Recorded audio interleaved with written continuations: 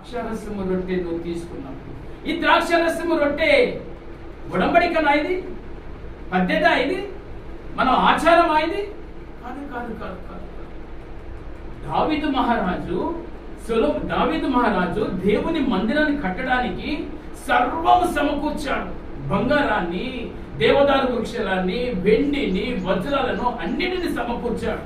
మందిరాన్ని ఏర్పాటు చేయడానికి, మందిరాన్ని కట్టడానికి, దేవుని ఆచరించడానికి, దేవుని పూజించడానికి, దేవుని మహిమపరచడానికి ఆ యొక్క దావీదు మహారాజు ఆ యొక్క అన్ని సమకూర్స్తే దేవుడు ఏమంటాడంటే నువ్వు కట్టడానికి వీల్లేదంటాడు. అయ్యో ఎందుకు ప్రభువా?